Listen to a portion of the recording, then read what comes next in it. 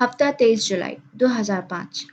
14,000 fax کا package, 8 دن کا tour, تمام انتظامات کمیٹی کے ذمے۔ واہ یار زبردست! زاور بھائی کے آفس سے نکلتے ہوئے نشا بہت خوش تھی۔ لگتا ہے بارش ہونے والی ہے۔ سڑک کنارے بہت آہستہ چلتے ہوئے پریشی نے سر اٹھا کر آسمان کو دیکھا۔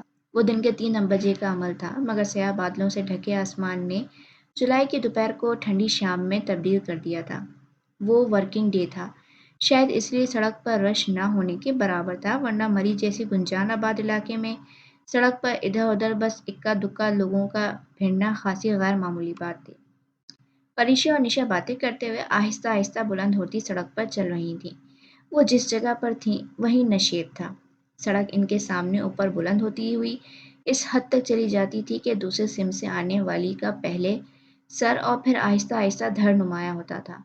وہ دراصل کسی پہاڑی کی چوٹی تھی جس کو کاٹ کر سڑک بنا دی گئی تھی۔ سڑک کی دائیں جانب کھائی تھی جس سے بچنے کے لیے پتھروں کے چھوٹے چھوٹے ٹکڑوں کی ایک باڑ سی بنی تھی۔ وہ دونوں ان سفید بلاکس کے ساتھ چل رہی تھیں۔ تھک گئی ہو؟ نشا نے اسے چونے سے ڈھکے پتھر کے اس سفید بلاک پر کھائی کی جانب پش کر کے بیٹھتے دیکھا تو پوچھ لیا۔ نہیں، بس یوں ہی۔ وہ گھٹنوں پر کونیاں ٹکائے، تھوڑی کے نیچے ہتھیلی جمائے، بلند ہوتی سڑک کو گردن اونچی کر کے بہت اداسی سے دیکھنے لگی۔ بارش سے چند لمحے پہلے کا موسم اسے ہمیشہ افسردہ کر دیتا تھا۔ کہیں اور بیٹھ جا پری، یہاں سے ذرا پیچھے ہوئی تو گر پڑو گی۔ نشا نے بہت فکر مندی سے اسے یوں اتنی خطرناک جگہ پر بیٹھتے دیکھ کر کہا تھا۔ اس کا ہلکا گلابی اور سفید امتیاز والا لون کا سوٹ سفید پتھر کے بلاک کا حصہ لگ رہا تھا۔ نہیں گرتی۔ وہ لاپرواہی سے گردن موڑ کر پیچھے دکھائی دینے والی سرسبز پہاڑیاں دیکھنے لگی۔ مارگلا کی پہاڑیوں پر اس روز بادل اترے ہوئے تھے۔ پانی سے لدے بھاری سرمئی بادلوں نے نہ پھر یکا یک انہوں نے اپنا بوجھ بارش کے قطروں کی صورت نیچے گرانا شروع کر دیا۔ پریشا نے بے اختیار اپنی دونوں باہیں سامنے پھیلا دیں۔ بارش کے ننھے ننھے قطروں اس کی ہتھیلیاں بھگونے لگے تھے۔ اسی لمحے اس کی سماعتوں میں کسی گھوڑے کے ٹاپو کی آواز گونجی۔ اس نے ہتھیلیاں نیچے گرا دیں اور کسی خواب کسی کیفیت میں سر اٹھا کر بلند ہوتی سڑک کو دیکھا۔ اس بلندی سے پیچھے کا منظر اس کی نگاہوں سے اوجھل تھا۔ ٹاپو کی آواز وہیں سے آ رہی تھی۔ وہ یک ٹک بلندی کی جانب جاتی سڑک کو دیکھے گئی۔ پہاڑی کے دوسری جانب سے کوئی گھوڑا دوڑاتا ہوا اس طرف آ رہا تھا۔ ہر گزرتے لمحے گھوڑے کے ٹاپو کی آواز بلند ہوتی جا رہی تھی۔ اسے لگا وہ سڑک کے بلند حصے سے نگاہیں ہٹا نہیں سکے گی۔ وقت جیسے وہیں ٹھہر سا گیا تھا۔ لمحے تھم گئے تھے۔ بارش کے قطرے فضا میں رک گئے تھے۔ ہر طرف خاموشی تھی۔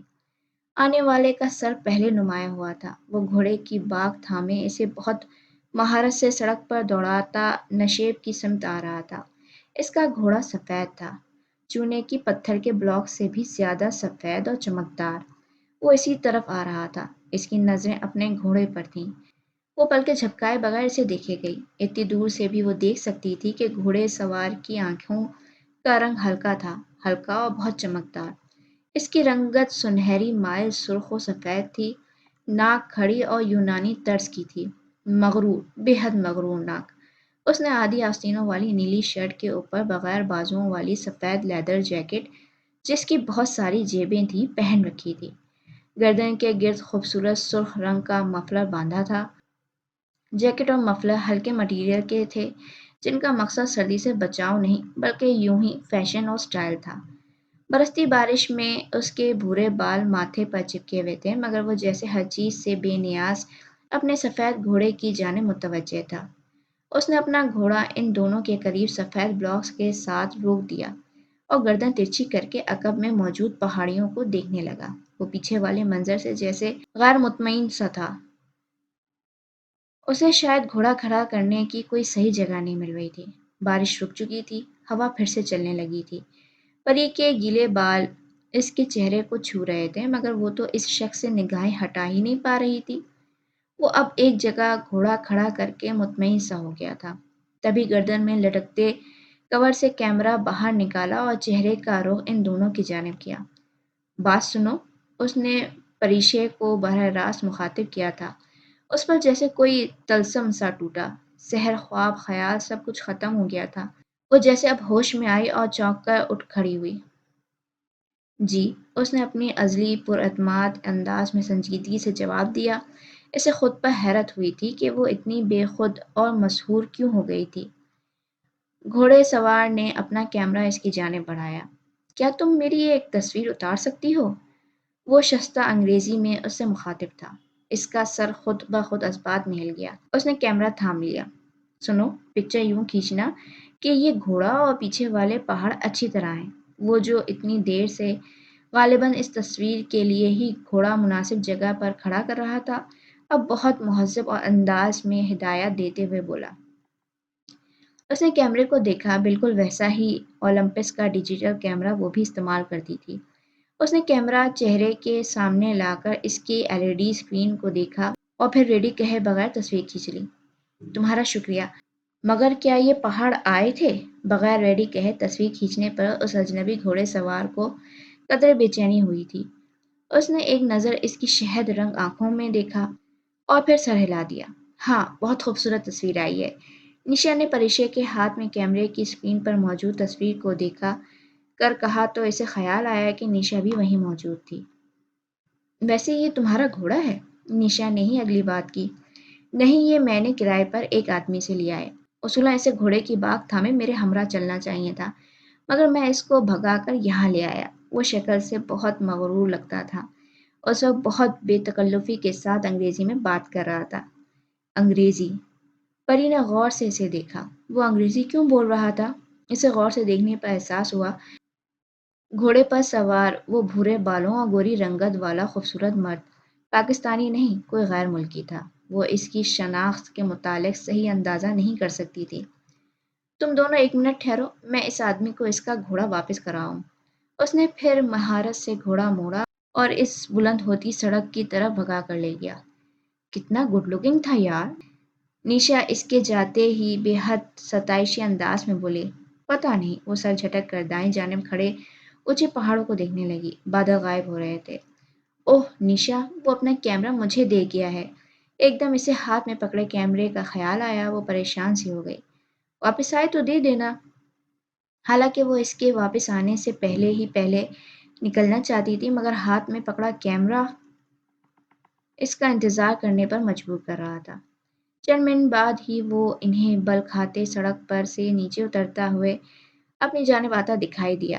گھوڑے پر سوار ہونے کی وجہ سے اس کا قد کاٹ انہیں ٹھیک سے نظر نہیں آیا تھا، مگر جیسے ہی وہ ان کے قریب آیا اسے احساس ہوا کہ وہ اس سے خاصا لمبا تھا۔ وہ سمجھ رہا تھا میں اس کا گھوڑا لے کر بھاگ لیا ہوں۔ اس کے قریب آ کر وہ ہنستے ہوئے بتا رہا تھا۔ ہنستے ہوئے اس کی شہد رنگ آنکھیں چھوٹی ہو جاتی تھیں۔ وہ اندازہ نہ کر سکی کہ وہ ہنستے ہوئے زیادہ پرکشش لگتا تھا یا لب پیچھے۔ تم اتنے خطرناک طریقے سے رائڈنگ کیوں کر رہے تھے؟ نشا کو بزرگی جھاڑنے کا شوق تھا، سو اس لاپرواہی پر اس کو ڈانٹنا اس نے اپنا فرض سمجھا۔ میڈم، میں 5 سال کی عمر سے رائڈنگ کر رہا ہوں، اونٹ گھوڑوں کو بہت اچھی طرح جانتا ہوں۔ اس نے مسکراتے ہوئے سر جھٹکا۔ وہ اور نشا سڑک کے کنارے آہستہ آہستہ چہل قدمی کرنے لگے۔ پریشا وہیں کھڑی رہی۔ دفعتاً اسے کیمرے کا خیال آیا۔ سنو، ان دونوں نے مڑ کر پیچھے دیکھا۔ تمہارا کیمرہ، اس نے قدرے زور سے کیمرہ اس کے ہاتھ میں تھمایا۔ وہ مسکرا کر رہ گیا۔ شکریہ۔ سنو، تمہیں یوں اپنا اتنا قیمتی کیمرہ دے کر نہیں جانا چاہیے تھا۔ میں اگر لے کر بھاگ جاتی تو؟ وہ پھر مسکرایا۔ مجھے پتا تھا تم ایسا نہ کرتی۔ سینے پر ہاتھ باندھے وہ اس کے عین سامنے آ کر کھڑا ہوا۔ اگر میری جگہ کوئی اور ہوتا تو تمہارا کیمرہ لے کر بھاگ چکا ہوتا۔ تمہاری جگہ کوئی اور ہوتا تو میں کیمرہ ہرگز نہ دیتا۔ وہ مسکراہٹ دبائے بہت سنجیدگی سے بولا۔ ہاں، وہ اس کے اس انداز پر سر جھٹک کر سڑک کی دوسری جانب پھیلی دکانوں کی قطار کو دیکھنے لگی۔ وہاں رش اب بڑھتا جا رہا تھا۔ نشا نے اس بدتمیزی پر اسے گھورا بھی، مگر وہ اسے دیکھ بھی نہیں رہی تھی۔ گھڑ سوار نے گردن جھکا کر کیمرے کی اسکرین پر نگاہ ڈالی اور زیر لب مسکرایا۔ اچھی تصویر کھینچنے کا شکریہ۔ تصویر دیکھ کر اس نے سر اٹھاتے ہوئے کہا اور کیمرے کو کور میں ڈال دیا۔ وہ پھر مغرور نظر آنے کی اداکاری کرتی جواب دیے بنا دکانوں کو دیکھتی رہی۔ تم اس تصویر کا کیا کرو گے؟ اس کی بے رخی کے اثر کو کم کرنے کے لیے نشا نے بہت دوستانہ انداز میں اسے مخاطب کیا۔ मैं 20 बरस बाद एक सफ़रनामा लिखूंगा। इसके फ्रंट पर ये तस्वीर लगाऊंगा।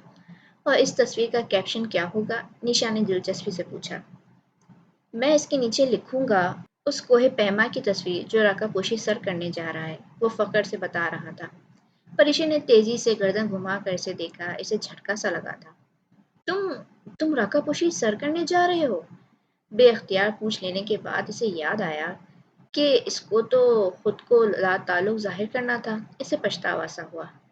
हाँ, परिशे की बेसाख्तगी पर उसने बड़ी मुश्किल से अपनी मुस्कुराहट छुपाई थी।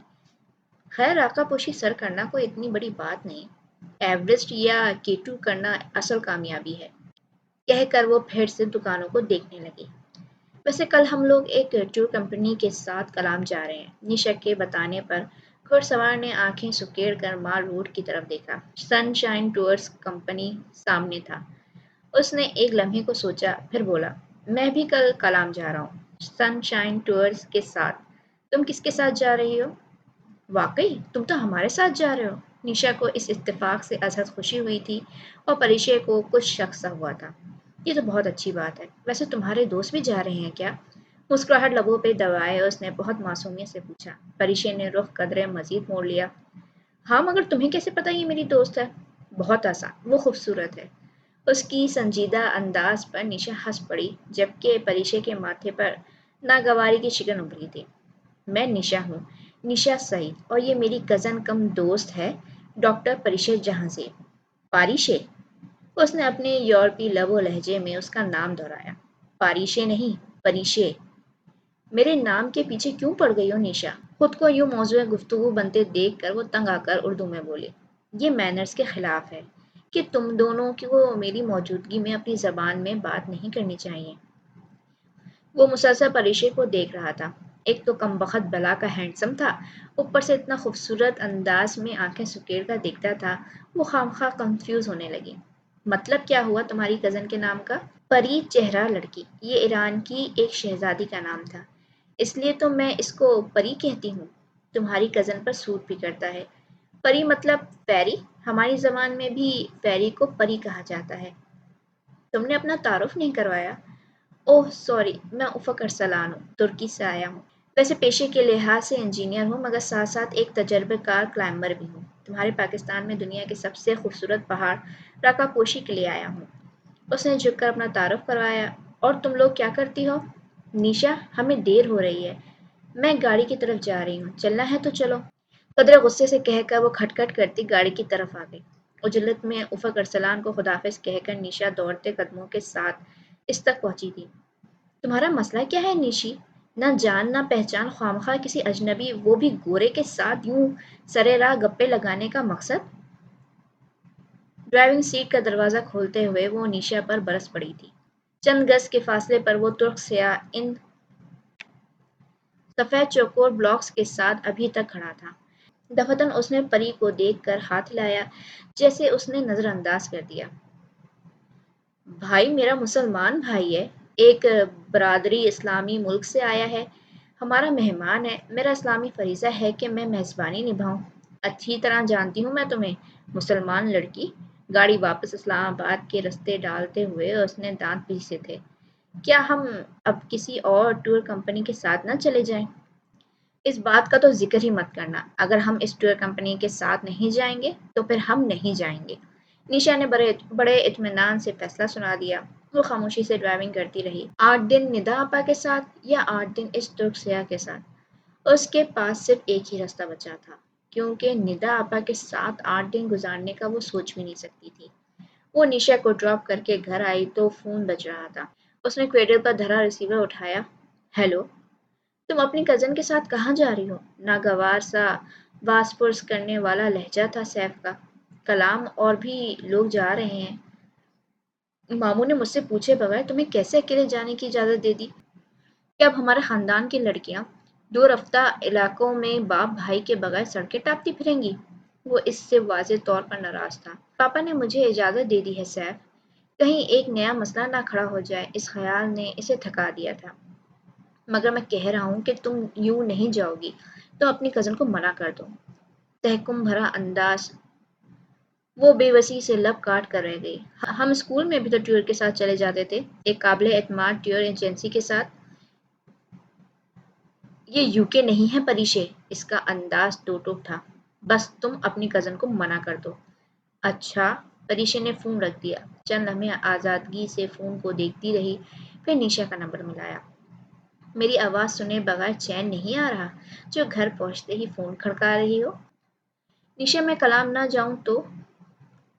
نیشا ایک لمحے کو چپ سی ہو گئی۔ پری، وہ کچھ دیر بعد بولی، وہ ایک اچھا انسان ہے، تم اس کے ساتھ انکمفرٹیبل فیل نہیں کرو گی، بلیو می پری۔ نہیں نیشا، سیف نے منع کیا ہے۔ What the hell! اس کا پارا ہائی ہو گیا تھا۔ وہ ہوتا کون ہے تمہیں منع کرنے والا؟ میں تو ابھی تک تمہاری منگنی کو قبول نہیں کر سکی۔ تم دونوں ایک دوسرے کے لیے ہو ہی نہیں، لیکن تم نے شاید شادی سے پہلے ہی اس کی غلامی قبول کر لی ہے۔ ٹھیک ہے، فائن، میں یوں ہی تمہارے لیے ہلکان ہوتی ہوں۔ جہنم میں جاؤ تم، جہنم میں جائے سیف، جہنم میں جائے افق ارسلان۔ ایک پرسمردہ مسکراہٹ پریشے کے لبوں پر بکھر گئی۔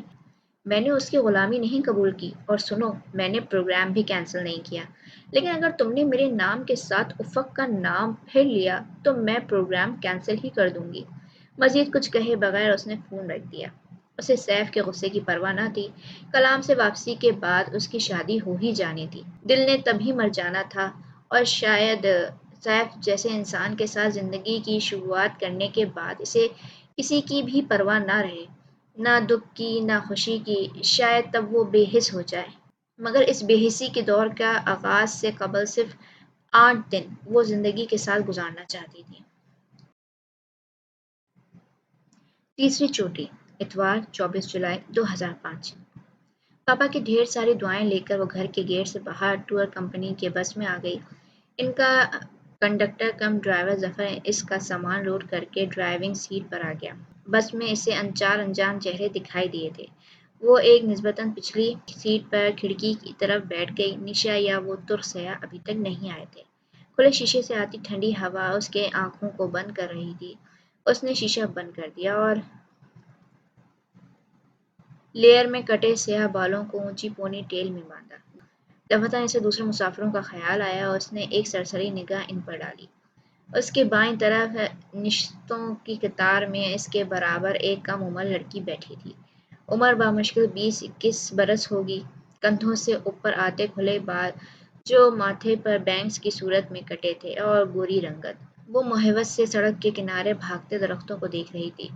اس نے سفید ٹراؤزر اور گھٹنوں تک کرتا پہن رکھا تھا اور پاؤں میں سینڈل تھے۔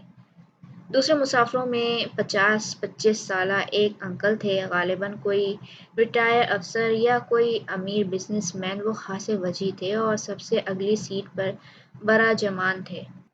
ان کے علاوہ ایک جوڑا تھا، بیوی قدرے کرخت اور نکچڑی سی لگتی، البتہ میاں بیوہ سا تھا۔ پریشے کو قیافہ شناسی سے گہری دلچسپی تھی۔ صبح 6 بجے، کوئی وقت ہے جانے کا؟ مجھے سونے بھی نہیں دیا۔ نیشا اس کے مقابل آ کر بیٹھی تو بس جو نیشا کو پک کرنے رکی تھی پھر چل پڑی۔ سو جاؤ، لمبا سفر ہے، اس نے نیشا کی خوابیدہ آنکھیں دیکھ کر کہا۔ ظفر نے اپنا آخری مسافر ایک اعلیٰ درجے سے اٹھایا تھا۔ وہ بس میں داخل ہوا اور پریشے کے توقعات کے برعکس ان دونوں کی جانب آنے بجائے ریٹائر صاحب کے ساتھ والی خالی نشست پر بیٹھ گیا۔ اس نے تو گردن کو جنبش دے کر ان دونوں کی طرف دیکھا تک نہ تھا، چونکہ وہ ان سے کافی آگے بیٹھا ہوا تھا اور وہ بھی بائیں قطار میں، سو وہ اس کا محض دائیں کندھا، بازو اور سر ہی پیچھے سے دیکھ سکتی تھی۔ لائٹ براؤن شرٹ، سفید پینٹ، وہی کل والی سلیو لیس ہلکی سی ٹورسٹ جیکٹ، گردن میں لٹکا مفلر، پاؤں میں جاگرز، وہ بہت اچھا لگ رہا تھا۔ ہاں، آج اس کے سر پر پی کیپ بھی تھی۔ وہ کچھ دیر اسے دیکھتی رہی، پھر نیشا کی طرف سو گئی۔ کوئی 2 گھنٹے بعد اس کی آنکھ کھلی۔ وہ لوگ ابھی تک حالت سفر میں تھے۔ نیشا جاگ چکی تھی۔ اس نے چور نظروں سے افق کو دیکھا۔ وہ اپنے سیل فون کے بٹن سے کھیل رہا تھا۔ سنو پری، تمہیں یہ شخص اچھا نہیں لگا؟ نہیں، اور میں اس کا ذکر بھی نہیں کرنا چاہتی۔ وہ کھڑکی کے باہر دیکھنے لگی۔ مگر میں کرنا چاہتی ہوں، نیشا بضد تھی۔ ٹھیک ہے، پھر جا کر اسی کے پاس بیٹھ جاؤ۔ باقی سارا راستہ خاموشی سے کٹا۔ دن چڑھے بس پشاور کی حدود میں داخل ہوئی۔ سڑکوں پر خاصا رش تھا۔ اپنے جوبن پر چمکتا سورج شہر کو جھلسا رہا تھا۔ کتنی گرمی ہے یہاں، حالانکہ پشاور پہاڑوں پر واقع ہے۔ یار اس سے ٹھنڈا تو اسلام آباد تھا۔ نشا کو اپنا شہر یاد آیا۔ ٹور کمپنی نے پہلے سے ایک مستور درجے کے ہوٹل میں ان کی بکنگ کروا رکھی تھی۔ ہوٹل کے باہر تنگ سی سڑک پر بے تحاشا رش تھا۔ سڑک کے اچھے خاصے حصے پر ریوڑیوں کا قبضہ تھا۔ گاڑی ایک ڈھلان پر چڑھ کر ہوٹل کے پارکنگ ایریا تک آئی۔ وہاں گاڑیوں کی لمبی قطار تھی۔ Not bad. بس سے نکل کر نشا نے تبصرہ کیا۔ بڑی ہوٹل کی بلند عمارت کو دیکھنے لگی۔ ترک سیاح ان دونوں سے فاصلے پر کھڑا سفید جینس کی جیبوں میں ہاتھ ڈالے آنکھیں سکڑے اطراف کا جائزہ لے رہا تھا۔ وہ اپنی طرف متوجہ پا کر مسکرایا۔ پریشا نے نگاہوں کا رخ بدل دیا۔ ہیلو گرلز، کیسی ہو تم دونوں؟ وہ ان کے قریب چلا آیا۔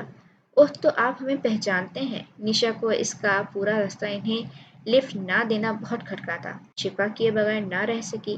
وہ جواباً ہنس پڑا۔ میں نے سوچا صبح صبح نیند سے بے حال ہوتے لوگوں کو نہ جگایا جائے، ذرا کہیں پہنچ جائیں تو آرام سے گپ شپ کرتے رہیں گے۔ وہ مسکراہٹ دبائے سنجیدگی سے بولا۔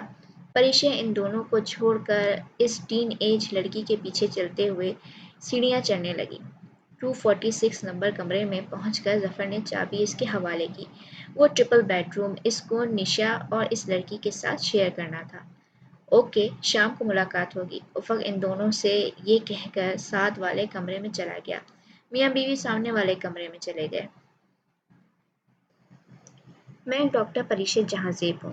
کمرے میں آ کر اپنے لبوں پر مسکراہٹ سجا کر اس نے اس لڑکی کی طرف ہاتھ بڑھایا۔ میں عرصہ بخاری ہوں۔ ویسے آپ کا نام بہت پیارا ہے پریشا۔ وہ رکی اور تصحیح کر کے بولی، پریشا آپی۔ آپی؟ ان دونوں نے بیڈ پر بیٹھتے ہوئے قدرے حیرت سے اسے دیکھا۔ دراصل میں پاکستانی کزنز کو اگر بغیر آپی باجی کہے بلاؤں تو وہ انگریز کہہ کر ٹوکتی ہیں، سو میں نے یہ نتیجہ نکالا ہے کہ کسی پاکستانی لڑکی کو آپی یا باجی کہے بغیر نہیں بلانا۔ وہ دونوں ہنس پڑے۔ کھانا انہوں نے ساتھ ہی کھایا۔ تب تک تعارف کا سلسلہ مکمل ہو چکا تھا۔ عرصہ کا تعلق لاہور سے تھا مگر وہ پلی بڑی انگلینڈ میں تھی۔ اردو لکھ اور پڑھ لیتی تھی مگر بولتی بہت مشکل سے تھی۔ اس کے پاس اس کم عمری میں بھی ایک اچھا اپلائنگ ریکارڈ تھا۔ وہ زیادہ تر یورپین اسپیلنگ سر کر چکی تھی۔ اس کے علاوہ تبت میں اس نے شیشا پینگما اور چویو کو سر کیا تھا۔ تو تم افق کے ساتھ راکا پوشی جا رہی ہو؟ نشا کو وہ معصوم اور ذہین سی لڑکی بہت اچھی لگی تھی۔ ہاں، اس نے سر ہلا دیا۔ راکا پوشی میرے ناول کی سیٹنگ ہے اور میں بتانا بھول گئی میں رائٹر بھی ہوں۔ 2 ناول لکھ چکی ہوں۔ یہ میرا تیسرا ناول ہے۔ اتنی سی عمر میں 2 ناول؟ پریشا کو خوشگوار حیرت ہوئی تھی۔ عرصہ ہنس پڑی۔ محمد بن قاسم نے 17 سال کی عمر میں سندھ فتح کیا تھا۔ میں نے تو اس عمر میں صرف پہلا ناول لکھا تھا۔ یہ کوئی بڑی بات نہیں ہے۔ اچھا، تو تمہارے ناول کی اسٹوری کیا ہے؟ اسے دلچسپی ہوئی۔ ایک کوہ پیما ہیرو ہیروئن کی راکا پوشی سر کرنے کی رومانوی داستان۔ وہ مزے سے بولی۔ نشا سونے کے لیے لیٹ چکی تھی۔ اینڈ ہیپی کرو گی یا ٹریجک؟ ٹریجک، کیونکہ ٹریجک اینڈ یادگار ہوتا ہے۔ ویسے آپ نہیں آئیں گی راکا پوشی؟ آپ بتا رہی تھیں آپ بھی ایک کلائمبر ہیں۔ ہاں، میں نے کیمبریا K2 اسکول لیک ڈسٹرکٹ سے 7 ہفتے کے کورسز کیے تھے مگر میں راکا پوشی نہیں آؤں گی۔ مجھے اپنے فادر کی پرمیشن نہیں ہے۔ کیمبریا K2 سے؟ واہ، آئی ایم امپریسڈ۔ اور سوئس اسپیلنگ کے علاوہ میں نے اسپینڈک کو بھی سر کر رکھا ہے۔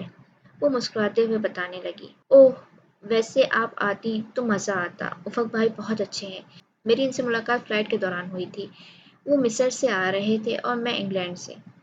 اب سوتے ہیں۔ اس سے پہلے کہ وہ افق نامہ شروع کرتی، پریشا نے اس کی بات کاٹ دی۔ عرصہ تابیداری سے بستر پر لیٹ گئی۔ جلد ہی اسے نیند نے آن گھیرا۔ پھر وہ شام تک سوتے رہے۔ عرصہ اور نشا صبح تڑکے ہی اٹھ گئی تھیں اور بآواز بلند گپیں ہانکتے ہوئے انہوں نے اسے بھی جگا ڈالا تھا مگر وہ آنکھوں پر ہاتھ رکھے سوتی بنی رہی۔ دفعتاً دروازے پر دستک ہوئی۔ پریشا کا دل زور سے دھڑکا تھا۔ اس نے آنکھوں پر سے بازو نہیں ہٹایا مگر وہ جانتی تھی کہ باہر کون تھا۔ وہ دستک نہیں، افق ارسلان کی خوشبو پہچانتی تھی۔ اندر آ سکتا ہوں اچھی لڑکیوں؟ اس کا شرارت سے کھنکتا لہجہ پریشا کی سماعت سے ٹکرایا۔ اس کی آنکھوں پر بازو نہ ہوتا تو وہ شاید اس کی پلکوں کا ارتاج دیکھ لیتا۔ لگتا ہے اچھی لڑکیوں کے بغیر دل نہیں لگ رہا۔ آؤ بیٹھو۔ وہ اتنا مہذب شائستہ ہنسمکھ تھا کہ نیشا اور عرصہ فوراً اس کے لیے اٹھ کھڑی ہوئی اور اسے کرسی پیش کی۔ یوں ہی سمجھ لو وہ پریشے کے بیڈ کے سامنے رکھی کرسی پر بیٹھ گیا۔ کرسی اور بیڈ کی پانتی کے درمیان فاصلہ خاصا کم تھا، جگہ تنگ تھی۔ وہ بیٹھ تو گیا مگر اس کے جاگرز بیڈ کا سرا چھو رہے تھے۔ میں اس سفر کو یادگار بنانا چاہتا ہوں اور بطور ایک اچھے سیاح میں کوئی لمحہ فارغ نہیں بیٹھنا چاہتا۔ سو پھر تم لوگ بتاؤ، شام کیا پروگرام ہے؟ اس سے محسوس ہو رہا تھا کہ بولتے ہوئے بھی نظر بھٹک کر افق کی نگاہیں اسی کے چہرے پر پڑ رہی تھیں، جو اس نے اپنے سفید بازو کے اوٹ میں آنکھوں کو چھپا رکھا تھا۔ کمبل گردن تک لے رکھا تھا، صرف چہرے کا نچلا حصہ کھلا تھا۔ پری اٹھ جائے تو کوئی پروگرام بناتے ہیں۔ تمہاری دوست بہت زیادہ سوتی ہے کیا؟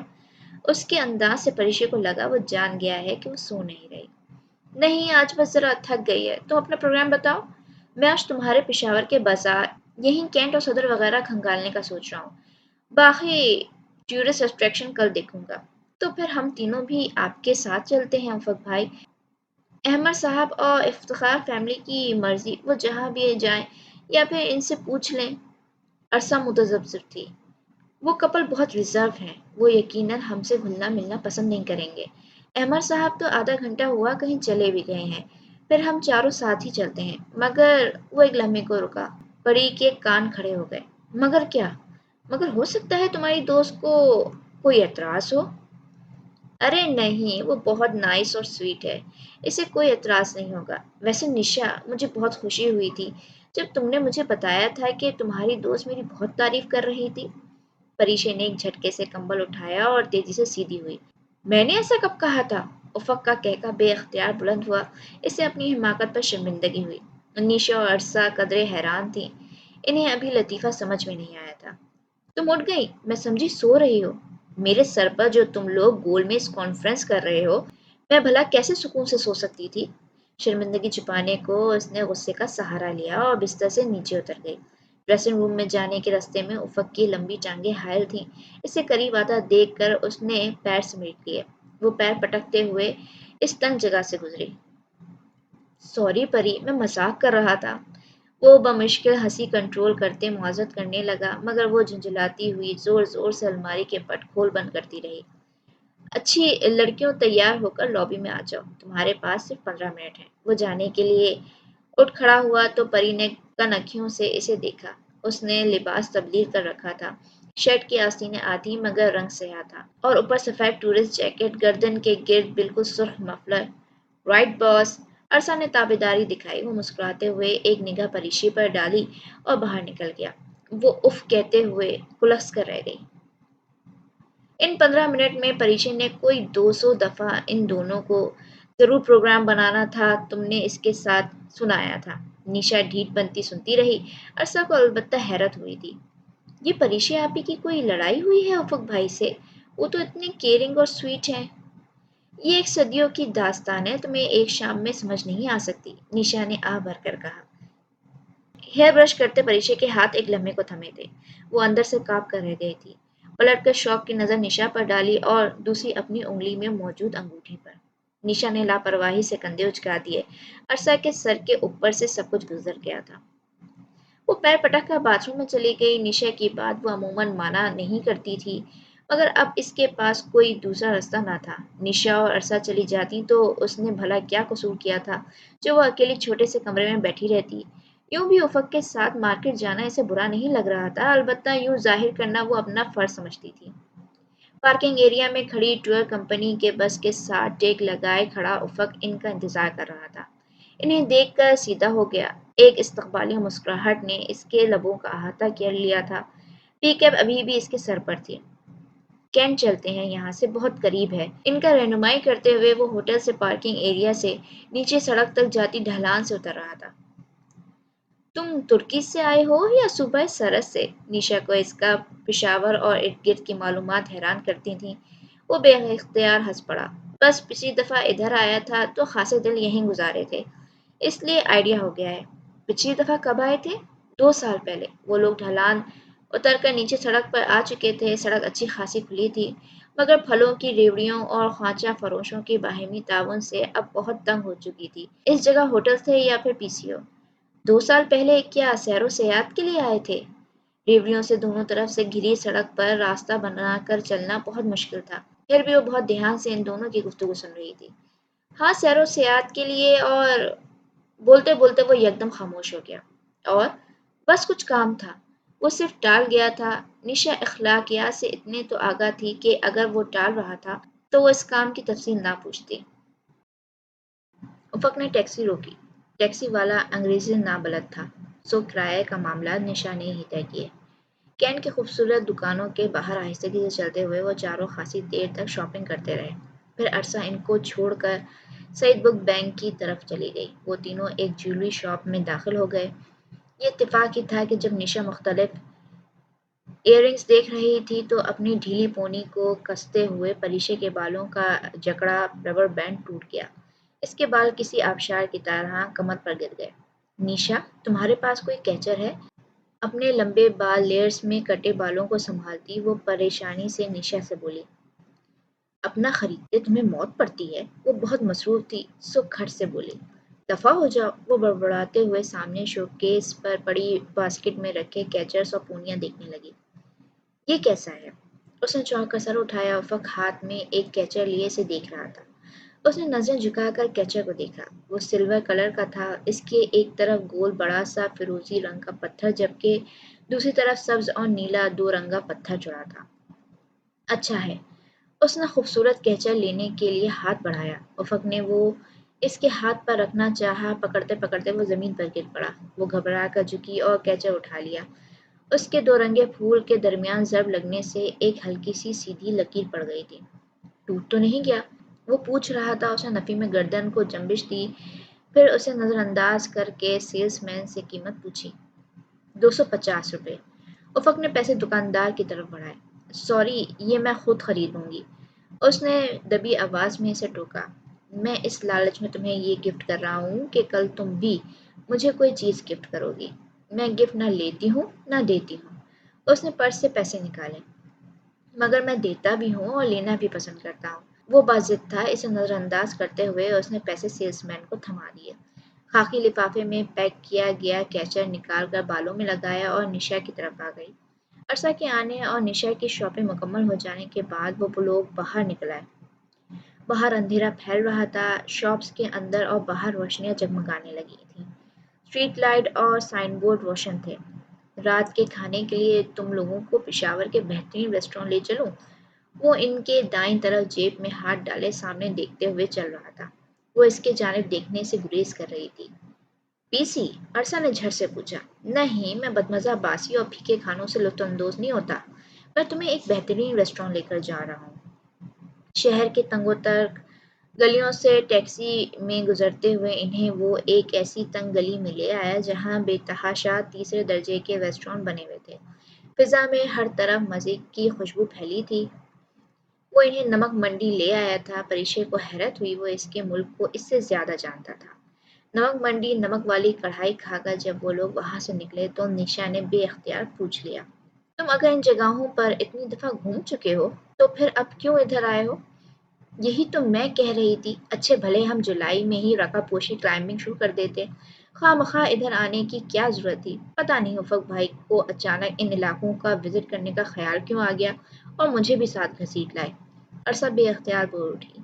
افق نے کوئی جواب نہیں دیا۔ اپنے ہوٹل کے کمرے میں واپس آ کر نشا پھر رتب انسانی تھی۔ میں نے اتنا سویٹ، نائس اور اچھا انسان زندگی میں پہلی دفعہ دیکھا ہے۔ اور نہیں تو کیا، جتنی معلومات ان علاقوں کے متعلق انہیں ہے، میرا خیال ہے وہ ایک بہت کامیاب سفرنامہ نگار بن سکتے ہیں۔ رہنے دو عرصہ۔ وہ جو ٹی وی ٹرالی کے قریب کھڑی بوتل منہ سے لگائے پانی پی رہی تھی، قدرے چڑھ کر بوتل منہ سے ہٹا کر بولی۔ یہ مغربی دنیا کے لوگ ہمارے ملک میں آ کر معلومات اس لیے اکٹھی نہیں کرتے کہ علمی دنیا کو ہمارا سافٹ امیج دکھائیں، بلکہ اگر تم ان لوگوں کے سفر نامے اٹھا کر پڑھو تو تمہیں علم ہو کہ یہ لوگ ہمارے بارے میں کیا کیا زہر اگلتے ہیں۔ ہمیں جاہل، پسماندہ اور غیر ترقی یافتہ کہتے ہیں۔ تمہارے یہ افق ارسلان بھی ترکی جا کر یہی کام کریں گے۔ سفرنامہ لکھ کر عالمی برادری کو یہ بتائیں گے کہ ہمارا ملک کتنا قدامت پرست، غریب اور سہولیات سے نابلد ہے۔ یہاں کتنی گندگی ہے اور بدنظمی ہے، یہ سارے ایک جیسے ہوتے ہیں، پروپیگنڈا کرنے والے۔ بوتل رکھ کر وہ پلٹی تو ساکت رہ گئی۔ افق لب بھیجے دروازے کے بیچ کھڑا تھا، وہ یقیناً ٹیکسی کا کرایہ ادا کر کے انہیں شب بخیر کہنے آیا تھا، اور چونکہ وہ عرصہ کے لیے انگلش میں بات کر رہی تھی تو نہ سن لینے کا تو کوئی سوال ہی پیدا نہیں ہوتا تھا۔ وہ یکدم تیز تیز قدم اٹھاتا راہداری سے واپس پلٹ گیا۔ نشا اور عرصہ نے بھی وسیع سے ایک دوسرے کی طرف دیکھا، اس کی ناراضگی وہ محسوس کر چکی تھیں۔ احساس تو اسے بھی تھا، اندر سے وہ بہت پریشاں اور بے چین بھی تھی، مگر خاموشی سے لیٹ گئی۔ تمہارے پیسے؟ نشا نے اس کی سائڈ ٹیبل پر 250 روپے رکھے تو اس نے تکیہ چہرے سے ہٹایا۔ کون سے پیسے؟ وہ اس جویلری والے نے واپس کیے تھے، کہہ رہا تھا تم نے اسے زائد دے دیے ہیں۔ تم اس وقت عرصہ سے بات کر رہی تھی، میں دینا بھول گئی۔ اس کے انداز میں ہلکی سی خفگی تھی۔ وہ کچھ دیر تو بول ہی نہ سکی۔ کیچر جو اس نے بہت استحقاق سے لگا رکھا تھا، اس کی قیمت ادا اس شخص نے کی تھی جس کی وہ چند منٹ پہلے بے عزتی کر چکی تھی۔ اس کا دل چاہا کہ وہ 250 روپے اسی وقت اس کے منہ پر مار بھی آتی، مگر اس نے احمد صاحب کے ساتھ کمرہ شیئر کیا تھا، اور پھر جو وہ کچھ کر چکی تھی سو اب مجبوری تھی۔ وہ خاموشی سے سونے کے لیے لیٹ گئی۔ پیسے اس نے پرس میں رکھ لیے۔ جتنا وہ اس سے دور بھاگنے کی کوشش کرتی، وہ اتنا ہی اس کے راستے میں آ جاتا تھا۔